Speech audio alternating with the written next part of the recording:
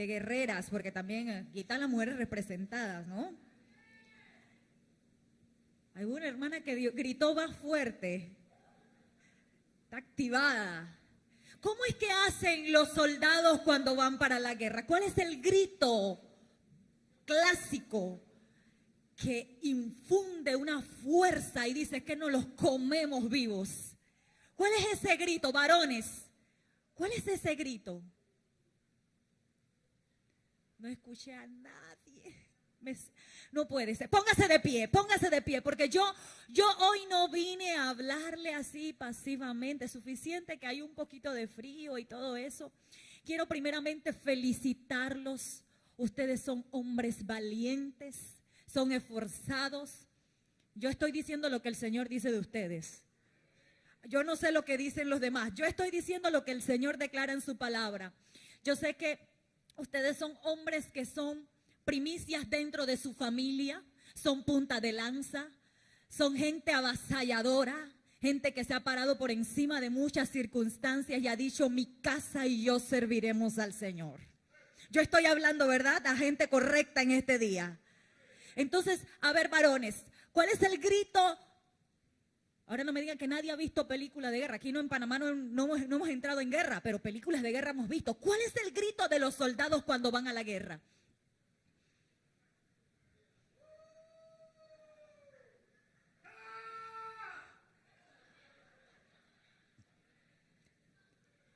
¿Quién más? ¿Quién más? Oh, es que usted ve venir el enemigo y sale por la puerta de atrás. A ver, mujeres, ¿ustedes podrán saber cuál es el grito de guerra? A la cuenta de 3, no sé si hay mujeres aquí también que son avasalladoras. Yo creo que sí. A la cuenta de 3, 1, 2, 3. Santo, es que ya pasó el Día de las Madres y ellas están empoderadas. Vamos a contagiar esto. Vamos a la cuenta de 3 a gritar fuertemente, como de verdad cuando vamos a conquistar un lugar que nos pertenece desde hace mucho tiempo, pero nada más con un grito sabemos que ya no los comemos vivos a quienes estén pisando el territorio que nos corresponde. Vamos a la cuenta de 3. 1, 2, 3. ¡Ah! Eso, dense un aplauso. Mire, a veces hay que hablarle, puede sentarse, a veces hay que hablar las cosas que no se ven, hay que declararlas, hay que anunciarlas, hay que creérselas, hay que hablarle al alma, hay que hablarle al espíritu y hay que decirle: no es lo que estoy viendo, es lo que Dios dijo que me entregó. Varones, yo en esta mañana quiero hablarles, introduciendo al tema primero que el dilema que estamos hablando en esta mañana. Yo declaro hoy que ustedes son papás sacerdotes en pie de guerra. Papás sacerdotes en pie de guerra. Y yo sé que muchas veces tradicionalmente se llega a celebrar el Día del Padre, pero me fui un poquito a profundizar, a investigar qué es lo que dice la historia de esta celebración y me encontré con algo interesante. ¿Usted lo quiere saber? Hay como 3 que quieren saberlo. ¿Lo quieren saber? Que no le echen cuento. Le voy a echar el cuento bien para que usted no se lo echen.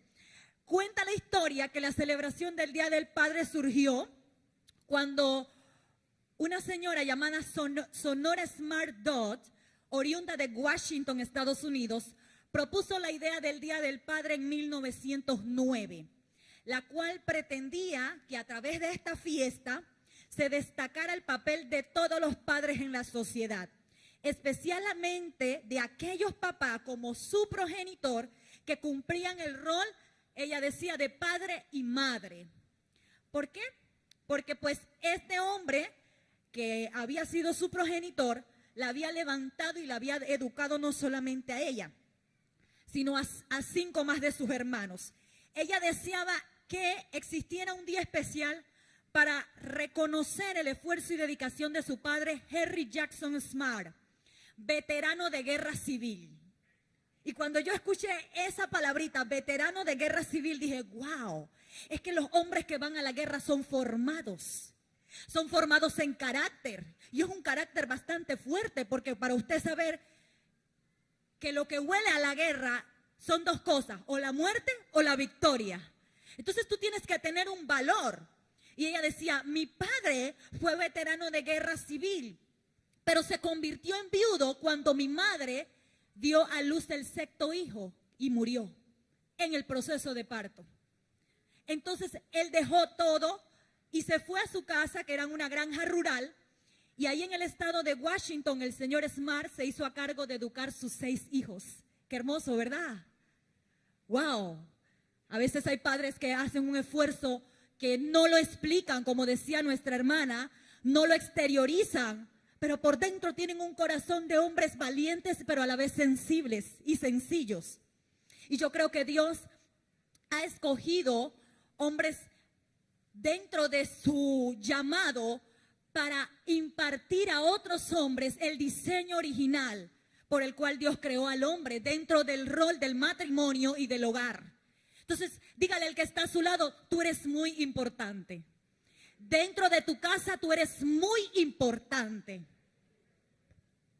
Mire que la historia cuenta entonces que en el año 1924, el presidente Calvin Coolidge hizo que el Día del Padre fuera una celebración nacional, pero hasta el año 66 fue que el presidente Lyndon Johnson firmó una proclamación presidencial que declaraba el tercer domingo como el día para celebrar el Día del Padre. Y eso se regó a otras naciones, a otros países, y pues por eso en el día de hoy nosotros estamos honrando a los padres. Pero no estamos honrando solamente al papá que engendró, estamos honrando a los padres que muchas veces son tíos, son abuelos y toman hijos de su familia, toman nietos y lo hacen caminar por caminos correctos, les siembran valores, conductas, les siembran honestidad. Tenemos también pastores que son como padres. ¿Por qué? Porque llega el momento en que tú no has tenido un padre que te ha vertido ese amor, pero Dios utiliza al pastor para pastorearte y te da un amor de padre. Y también tenemos apóstoles. Aquí en esta casa tenemos un apóstol que le llamamos padre. ¿Por qué? Porque nos dio a luz, nos engendró. No, porque ha vertido un amor especial sobre nosotros. Y entendemos entonces que hay una paternidad en esto. Ahora, hay un refrán bien conocido. Padre no es el que engendra, sino... Ah, tan clarito. Ganaron 5. Muy bien. Vamos a entrar entonces en la palabra. ¿Qué me decía el Señor? ¿Qué hablo, Dios mío? ¿Qué le hablo a estos hombres? Hay muchos que saben incluso por experiencia más de lo que yo les pudiera decir. Pero el Señor me llevaba al libro de Hebreos, capítulo 10, en el versículo 19, si usted lo puede buscar. Hebreos 10, 19. Dice así la palabra: así que, amados hermanos, podemos entrar con valentía. ¿Cómo entramos? Vamos, varones, ustedes pueden darlo más fuerte. ¿Cómo entramos? Eso. En el lugar santísimo del cielo por causa de la sangre de Jesús. Por su muerte, Jesús abrió un nuevo camino, un camino que da vida a través de la cortina al lugar santísimo, ya que tenemos un gran sumo sacerdote que gobierna la casa de Dios. Entremos directamente, ¿cómo dice? Directamente a la presencia de Dios con un corazón sincero y con plena confianza en Él. Y cuando yo leía esto, el Señor me traía esta palabra: sacerdotes. Sacerdotes es lo que hemos sido constituidos, porque en el Antiguo Testamento habían servicios que se brindaban a través de una persona llamada sacerdote. Pero nosotros nos podemos ir un poquito más atrás, porque cuando el Señor nos habla de que hay un diseño para el hombre, cuando un sacerdote fue puesto en el huerto del Edén, en ese lugar fue puesto ¿para qué? Si no había sacrificio, no había que hacer sacrificio, no había que hacer en ese momento ninguna expiación. Había que administrar, había que ordenar. todo lo que el Señor había puesto en el paraíso. Entonces, el sacerdocio no se queda desde Aarón y sus hijos, sino que está un poquito más atrás, desde el principio. Todo comienza en el principio. Y todo siempre nos llevará al inicio, porque Dios está restaurando la posición del sacerdote en este tiempo. Varones, Dios los está restaurando en este tiempo. Dios está restaurando hombres que siempre han sido diseñados para ser valientes y esforzados, pero el sistema lo que les dice es que cuando está la situación difícil, déjalo todo, sal de la casa, deja a tus hijos, deja a tu esposa, no enfrentes las situaciones. Todo ha sido distorsionado porque el enemigo vino a eso, a robar, a destruir y a matar el diseño que Dios puso. Pero eso no va a suceder porque yo creo que hay una generación de hombres valientes, hombres dedicados, hombres sensibles que están despertando a ese llamado. Dice la palabra que siempre la intención de Dios fue que su pueblo fuese un reino de sacerdotes. O sea, no estamos hablando de una persona, estamos hablando que todos, inclusivamente los varones de casa, fuesen sacerdotes. Y ahora yo les voy a decir qué involucra un sacerdote. Dice la palabra que en Éxodo 19:5, ahora pues si en verdad escuchan mi voz y guardan mi pacto, serán especial tesoro entre todos los pueblos, porque mía es toda la tierra. Ustedes serán para mí un reino de sacerdotes y nación santa. Eso era una promesa para el pueblo de Israel, pero el libro de Apocalipsis en el capítulo 1, en el versículo 5, dice: y de parte de Jesucristo, el testigo fiel, el primogénito de los muertos y soberano de los reyes de la tierra, al que nos ama y nos libertó. ¿Cuántos fueron libertados? Por su sangre, e hizo de nosotros un reino de sacerdotes para Dios. No estoy hablando del Antiguo Testamento, estoy hablando del aquí, de la hora y del futuro que Dios ha declarado sobre ustedes varones y sobre toda la iglesia del Señor.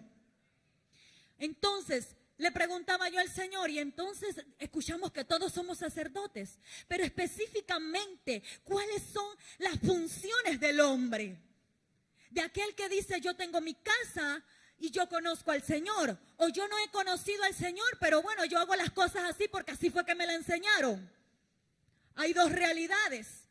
Entonces, lo primero es que para ser un sacerdote hay que tener un vestido específico. Y aquí viene el problema, porque cada vez que nos hablan de vestido, podemos hablar de la parte externa, pero principalmente es el vestido que está en nuestro corazón. Y dice que los sacerdotes, cuando realizaban sus prácticas para ofrecer sacrificios en el pueblo de Israel, dice que tenían un vestido de lino, porque se necesitaba que fuese un tejido ligero, porque habían cosas que eran pesadas dentro de la labor de los sacerdotes y había un calor intenso en el altar. Entonces imagínese usted todo vestido con una tela más gruesa, más fuerte. Imagínese usted con un jean en esa época, en medio de un altar lleno de fuego. De ahí no era que no salía vivo porque estaba en pecado, sino porque estaba deshidratado. Entonces se necesitaba un vestido liviano, y la tela más liviana y más delgada era la de lino. ¿Usted sabía eso? Pues se lo informo, hermano. Vaya interiorizando lo que le estoy diciendo.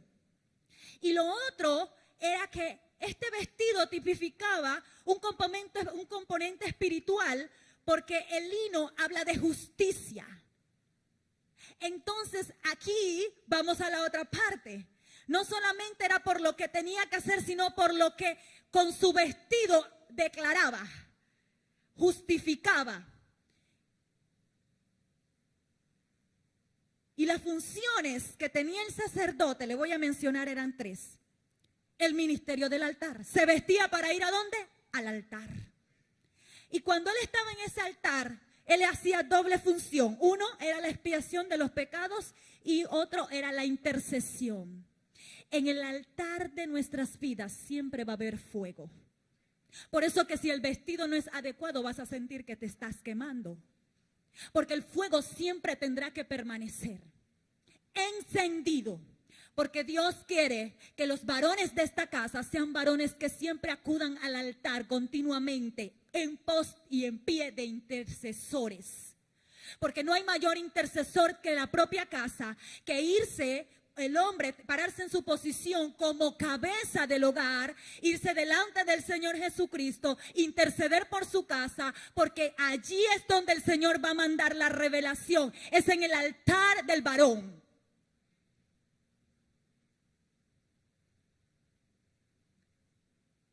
El altar no es solamente un lugar donde hay fuego, no es solamente un lugar donde hay intercesión, es donde se forma un carácter lleno de amor. Hombres, por eso que delante del Señor se llora, por eso que Dios está quebrando patrones de conducta que dentro de nuestra genealogía o dentro de nuestra cultura o dentro de nuestra América Latina se han fundamentado raíces machistas durante años. Pero el Señor Jesucristo ha llevado una palabra que se llama altar de amor. Porque allí cuando el hombre llega, se ubica en esa posición, es quebrado. ¿Qué quiere entonces el enemigo? Que no llegues al altar. Por eso que hay varones en este tiempo que les cuesta orar, que les cuesta doblar rodillas, porque son más las responsabilidades que el sistema le delega que el tiempo o principio importante de donde parten todas las cosas que es en el altar. Yo les estoy declarando en esta mañana principios a muchos y a otros les estoy recordando cuál es el llamado del hombre, del padre, del varón de Dios en este tiempo. En el altar es donde se fundamenta la adoración. Usted quiere un ambiente en su casa acorde, en paz, váyase al altar y adore. Yo me acuerdo cuando yo vi la película famosa esta, Cuartos de Guerra. ¿Cuántos la vieron? Ah, bueno, es que bueno que la vio, hermano. Le felicito, porque esas son las cosas que uno tiene que ver. Y esa película me impactó porque era una mujer. Y yo decía, Dios mío, ¿y si esto lo hiciera un hombre? Tuviéramos familias transformadas. Tuviéramos hombres con carácter. Tuviéramos hijos obedientes. Por eso que el Señor a los varones los trata un poquito fuertes. Porque Él sabe para qué fueron hechos. Yo quisiera que hicieran un cuarto de guerra, pero de hombres.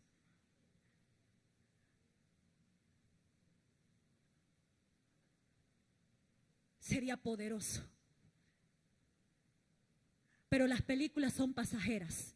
Pero los varones que están en esta casa están poniendo fundamentos en sus hogares. Están levantando altares que van a ser de impartición a sus generaciones. Hombres que se paran en la línea de intercesión, de adoración y dicen, mis hijos no me los lleva el sistema. Muchos hombres edificaron altares, por eso que les decía que no era solamente Aarón y sus hijos. Noé edificó altar, apenas se bajó del barco, hizo un altar, dice, de agradecimiento, de nuevo comienzo. Abraham fue un hombre que edificó altares en medio de su proceso de formación. Isaac, Jacob, Moisés, Josué, Gedeón, todos estos altares eran físicos, pero había algo que cuando eso físico se establecía y se pasaba a la parte de la adoración, había manifestación de Dios. ¿Usted quiere que Dios se le manifieste? Métale fuego a su altar. Escúcheme, métale fuego a su altar. Porque el altar es como el lugar del campo de guerra. Porque hay mucha oposición cuando usted se pone en intercesión. Porque el enemigo no quiere que sus oraciones lleguen.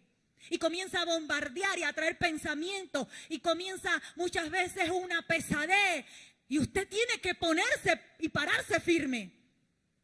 Porque usted necesita en ese momento, en ese tiempo que usted abrió la puerta y dijo, yo aquí necesito una respuesta. Yo aquí necesito salir de este lugar empoderado. Sea cual sea la situación, hombre de Dios, el lugar de la victoria está en el altar que tú tengas en tu casa, en tu vida.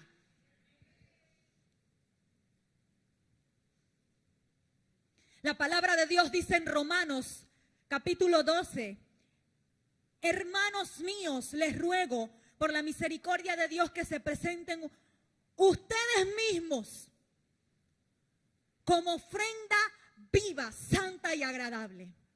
Este es el verdadero culto que deben ofrecer. Y ya no vivan según los criterios del presente.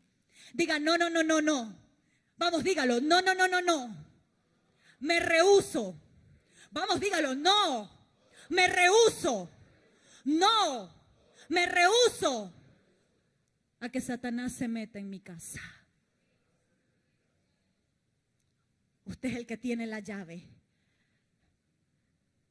Cambien su manera de pensar para que así cambie su manera de vivir y lleguen a conocer la voluntad de Dios, que es buena, es agradable y es perfecta. Entonces, ¿por qué no acudimos al altar? Si sabemos que ahí es donde está esa respuesta. El varón tiene tantas herramientas que Dios le ha concedido que verdaderamente, si se pusieran en la brecha, yo creo que estuviéramos hablando en este tiempo de una generación diferente. Hay varones que están parados, pero hay otros que les falta, porque al que más se le da, más se le demanda.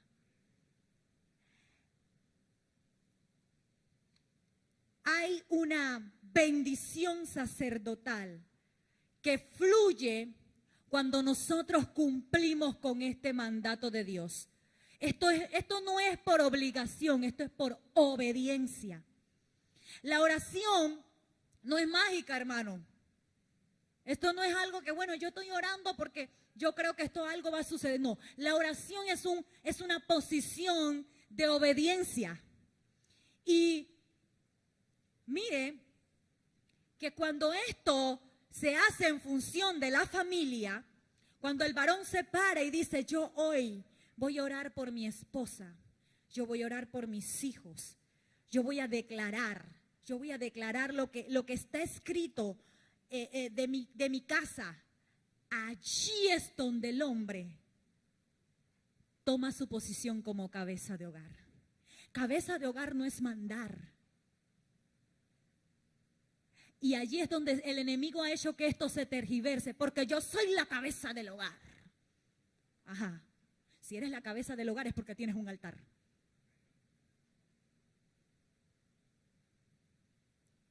Y miren, cuando esto sucede, el hombre comienza a ser de ejemplo y fácilmente en su hogar se respira amor, se respira paciencia, se respira fe, se respira templanza, se respira dominio propio. Usted entra a las casas de los hogares de los varones que tienen altar delante de Dios. Oiga, los perfumes más caros se quedan cortos porque la fragancia es tan deliciosa. ¿Usted quiere que en su casa huela así? Levante su altar. Mire lo que dice la palabra en el Salmo 133. Esto se utiliza para cuando hacemos reuniones en la iglesia, pero no, este es un orden que Dios dio. Mira cuán bueno y cuán delicioso es habitar los hermanos. O sea, mi familia son mis hermanos. En mi casa, yo tengo que vivir en armonía. Entonces, qué bueno es cuando habitamos así, porque es como el buen óleo sobre la cabeza. ¿Sobre quién? Póngase la mano en la cabeza. Varones, ¿y quién es la cabeza? es como el buen óleo sobre la cabeza, el cual desciende sobre la barba, va bajando. La barba de Aarón, ¿quién era Aarón? Sacerdote. Y dice que baja hasta el borde de sus vestiduras. O sea, que habla de que la bendición sacerdotal fluye de arriba hacia abajo. Varones, de arriba hacia abajo. No es que la mujer se acomode, de arriba hacia abajo. Varones, de arriba hacia abajo. De la cabeza hacia abajo. ¿Usted ha escuchado de que si la cabeza anda mal, cómo anda el cuerpo? Entonces, Dios estableció este principio porque dice que allí Él envía bendición y vida eterna. Y cuando Él dice esto, hubo evidencia, porque Abraham fue un hombre que estableció varios altares, pero dice que el primer altar que Él estableció se llama altar de gracia. ¿Por qué? Porque muchas veces se equivocó en las decisiones que tomaba. Y cuando Él levantaba un altar, decía: Señor, me arrepiento, quiero volver a comenzar. ¿Dónde fue que me mandaste? ¿Usted no le ha pasado, varón, que se ha equivocado muchas veces?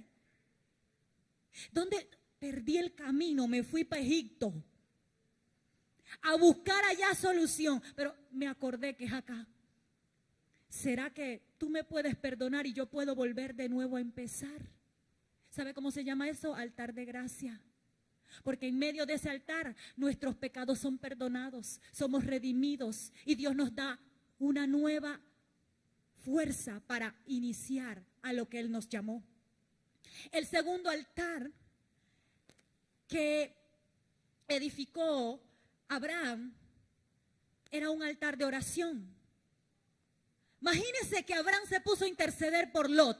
Imagínense cómo lo hacía por su esposa. Si por Lot se paró en la brecha cuando iba a venir lo de Sodoma y Gomorra, imagínense cómo Abraham oraba por su esposa. No tenía hijos en entonces, pero él sabía que tenía una promesa. Abraham levantó un altar de oración continua, declarando las promesas que Dios le había dado para su casa. Era intercesor. Y por tercero, Abraham levantó un altar en la tierra de Moriah, donde tenía que entregar su hijo amado. Y allí es donde nos sensibiliza un poco el Señor y nos dice: yo quiero que tú me entregues esto. Hijo mío, yo quiero que tú me entregues esto. Pero Señor, esto es lo que más amo. Pero yo quiero que tú me lo entregues en este altar.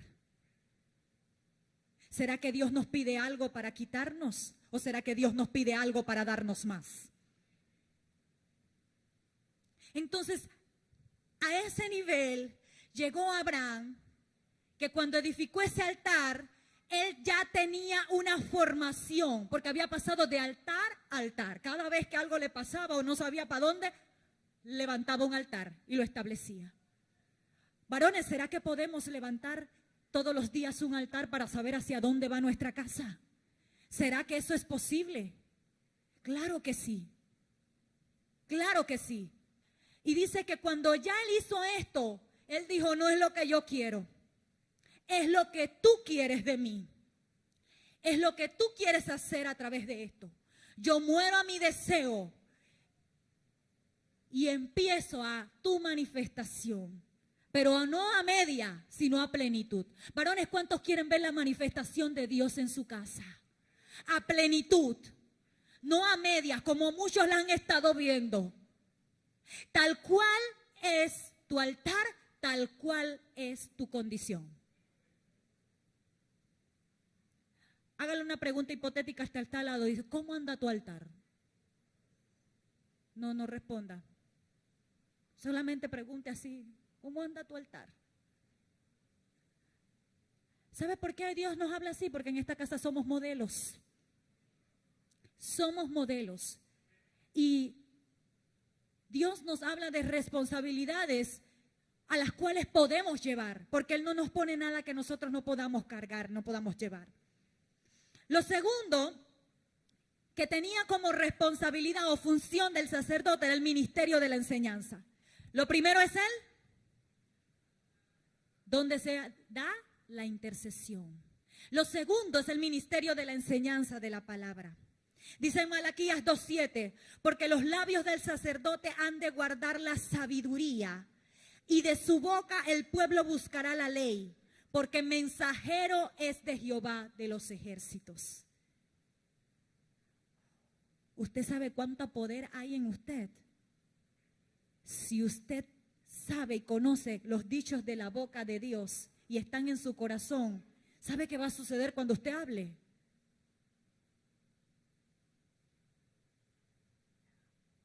Varones, el Señor hoy nos está activando, porque hay palabras que están en su boca, pero no salen de allí, se quedan allí, están cautivadas. Pero sabemos que mucho ahorita el sistema que nos dice que los padres deben de esforzarse para proveer las necesidades básicas, todo lo que se necesita. Hay varones muy trabajadores. Conocí en estos días a un profesor que decía, yo soy tan trabajador que muchas veces me llevaba el trabajo para mi casa. Y se llegaban las 2 de la mañana y yo todavía estaba en la computadora trabajando. Y de repente me daba cuenta y a las 4 de la mañana tenía que levantarme nuevamente para trabajar. Y lo importante que me pasaba a mí por la mente era decir, es que yo trabajo porque yo proveo para mi familia. Y aquí hay que hacer un alto y un espacio. Tiene que haber espacio para la palabra de Dios en tu casa. Tiene que haber un espacio para que tus hijos te vean leer la palabra. No pretendamos que los hijos hagan algo que no han visto. El hijo es fiel copia del original. Entonces hagamos las cosas bien, porque hacerlas bien trae bendición. Entonces, lo más importante es el alimento espiritual que se requiere para llevar una vida correcta. Porque cuando Dios daba las instrucciones, en el capítulo 6 de Deuteronomio, en el versículo 5, dice, amarás a Jehová tu Dios con todo tu corazón. No dice, amarás el trabajo primero que Dios. Vamos a poner orden. Y con toda tu alma, y luego con todas tus fuerzas. Sí, varón, si tú amas a Dios primero, y tu alma se sujeta a ese amor a Dios, entonces tú vas a tener fuerzas para hacer cosas productivas. Porque tú estás ligado a un principio bíblico. Es la palabra que está en ti. Y si esa palabra cobra vida en ti, cobrará vida en tus hijos. Tú no verás hijos por ahí distorsionados que no saben cómo manejar también sus hogares. Yo creo que muchas veces nos tocó ver la parte no tan buena dentro de muchos hogares. Pero ¿sabes qué? Dios nos escogió dentro de nuestros hogares para hacer la diferencia. ¿Nos ha costado? Sí. A muchos varones les ha costado. Porque lo que se pone fuertemente también hay que arrancarlo fuertemente. Y eso es lo que ha estado sucediendo en los corazones de los varones. Dios está queriendo arrancar estructuras que te han desviado del camino o del propósito dentro de tu familia. Pero cuando ha venido con fuerza, tú te has rehusado a esa misma fuerza. Y Dios quiere verdaderamente que los varones comiencen a tener una estructura diferente en medio de esta sociedad. Y esa estructura es a través de la palabra del Señor. Mira que dice, y estas palabras que yo te mando hoy estarán sobre tu corazón y las vas a repetir a tus hijos. Y las hablarás de ellas estando en tu casa. ¿A dónde primero? No es fácil. Porque en la casa es donde sabemos quién es quién. En la casa es donde se lava la ropa sucia. Entonces en la casa es donde se pone el fundamento de la palabra. Y le hablarás a tus hijos. ¿Cuántos le hablan a sus hijos? Padres, ¿cuántos le hablan de Dios a sus hijos todos los días? ¿Cuántos dedican por lo menos 2 minutos y le ponen las manos y los bendicen? Si usted lo hace, créame que Dios va a darle recompensa por lo que usted está haciendo. Porque usted está vertiendo de lo que Él le dio a usted. Y nada de lo que usted haga quedará en vano. Dios paga conforme a nuestras obras y nuestros hechos fundamentados en la palabra. No nos paga como merecemos. Pero cuando cumplimos sus principios, vamos a tener recompensa. La Biblia debe ser el centro de tu hogar. La Biblia debe ser el centro de tu hogar. Varón, el altar y luego la Biblia. Si eso es así, entonces sabemos que a la puerta está el pecado. Pero cuando los hijos salgan por esa puerta, saldrán con una verdad. Y el pecado no los podrá envolver. Porque toda autoridad ha sido delegada en el varón, en la casa, para que cuando se enfrenten al mundo, el mundo no se los lleve por las corrientes. Mire qué importante es usted. Todo lo que Dios ha depositado, dice, hermano, ya siento los hombros que me pesan, no me diga más. Ya siento como que no puedo con tantas responsabilidades. Le voy a mencionar el tercer punto. 1, altar. 2, la palabra. Y 3, mire lo que sucedía con el sacerdote. Dice que dictaminaba los casos de pureza e impureza. O sea, era como un abogado en el momento que le traían el caso. ¿Y cómo se refería a esto? Hablaban, dice, en ese entonces, que si alguien venía con llagas, donde se veía la llaga viva, así pura, tenía que saber discernir si era una infección o era lepra. Si la llaga era blancuzca, entonces recluían a la persona por 7 días para luego evaluarla. O sea, que eran como médicos. Y a los que tenían, obviamente, la llaga más viva que se veía que era lepra, entonces los encerraban porque eran impuros. ¿Qué me hablaba el Señor a través de esto? Cuando el hombre tiene altar, cuando el hombre tiene su palabra como fundamento, los ojos son abiertos para ver lo que está sucediendo, lo que entra y lo que sale de su casa. El hombre es dimensionado a un nivel donde puede separar lo bueno y lo malo. Y puede hablarle como tal, con derecho propio y decir, esto es pecado, esto es pecado. O sea que se te desarrollan niveles en tus sentidos espirituales donde tú te vuelves un custodio de lo que está dentro de tu casa. O sea que si en tu casa están sucediendo cosas extrañas, es porque no estás viendo. Tienes que abrir los ojos. ¿Y cómo los vas a hacer? A través de los 2 principios primeros que declaré. A través de una vida de altar y a través de una vida de palabra. Y dice que esto era lo que hacía el sacerdote en ese entonces. Entonces, como el Señor nos ha dicho que nosotros somos hijos de luz, ok, aquí no solamente hay sacerdotes, aquí hay gente que fue llamada a ser apóstol. Y un apóstol es aquel que tiene una mayor fuerza para quitar lo que ha estado durante mucho tiempo y para fundamentar el principio que Dios ha declarado en tu vida, en tu casa y en tus generaciones. Entonces, si Dios ha dicho que nosotros somos hijos de luz y del día, porque ha querido compartir sus misterios y sus secretos, entonces quiere decir que lo que está oculto ya no es oculto, ¿verdad? Porque nosotros caminamos en luz. Y lo que el enemigo haya tramado delante para destruir tu matrimonio, para desviar a tus hijos o a los hijos que has adoptado como discípulos, quiere decir que tú lo vas a descubrir. ¿Por qué? Porque ya no hay nada oculto. Porque tu vida irradia luz y la luz y las tinieblas jamás van a poder estar juntas. En tu casa jamás podrá estar juntas la luz y las tinieblas. Escúcheme bien. Por tanto, padres, si aquí tú has perdido la visión de tu casa y tienes hijos en rebeldías, bueno, tú hoy puedes tomarte esa atribución que Dios te ha dado y tú puedes decir, en mi casa ya no va a haber más rebeldía, porque yo soy luz, porque la autoridad puesta en casa eres tú. Si la esposa, porque cuando hablamos de las esposas, hablamos de los esposos, aquí vamos a hablar de las esposas, independientemente que yo sea mujer, Dios me ha dicho muchas veces que el hombre es el que tiene el poder y la autoridad para que su esposa también sea abrazada en la línea que Dios lo llamó.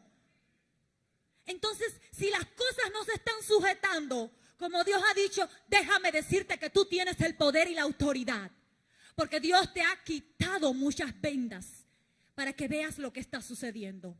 Y no para que lo veas de lejos, para que lo veas de cerca y le hables. Le hables. Varones, hay que hablarle a las cosas que no son. Hay que sacarlas de la casa y hay que sacarlas por la puerta del frente. Porque por allí fue que entraron. Porque ciertamente muchas veces se abren puertas y entra el enemigo con legalidad. Pero tú sabes quién es el que tiene mayor legalidad en tu casa. Tú. Tú.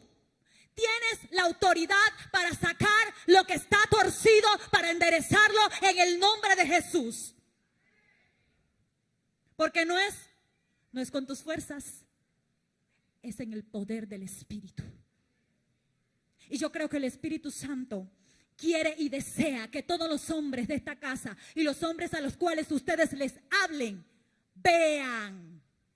Escúcheme bien, vean. Y cuando vean puedan decir, esto no es correcto. Este es el camino correcto. Y puedan alinear a toda su generación en ese mismo camino.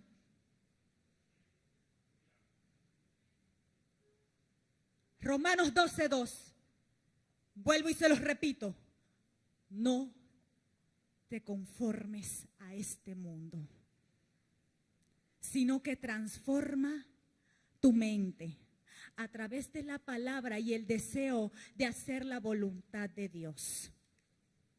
Vivir en el centro de la voluntad de Dios bajo estos tres principios. Un altar con fuego encendido. Una vida de oración. Una determinación a ser quebrantado en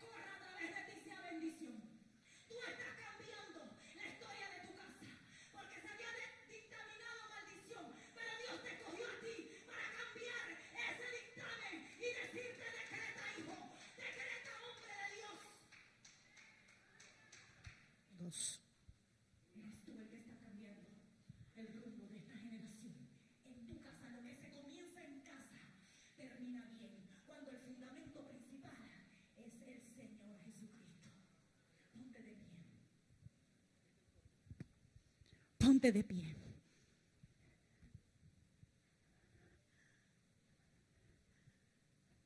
Aquí hay familias que son luz.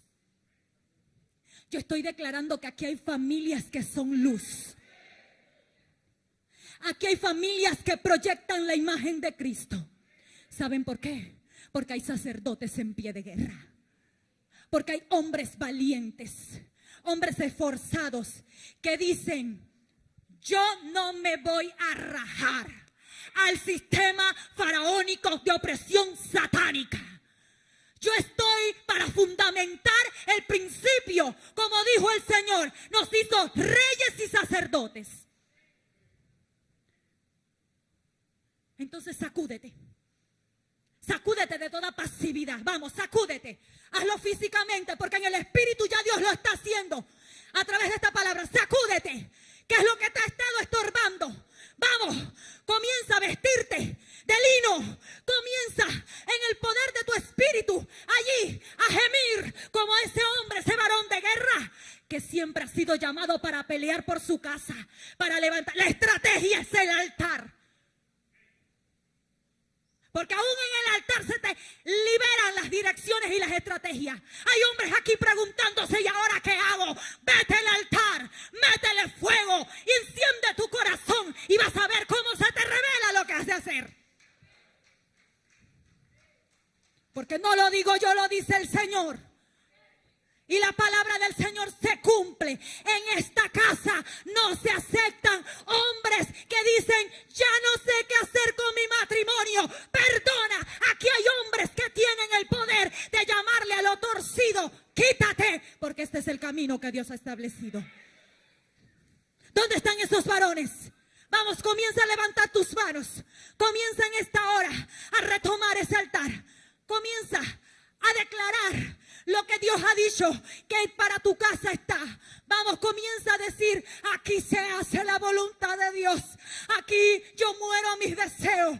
Yo muero a lo que yo pienso, para que tú, Señor, tú que fuiste el mejor ejemplo, Jesucristo, tú te pusiste en la brecha por mí. Tú comenzaste a ser el mayor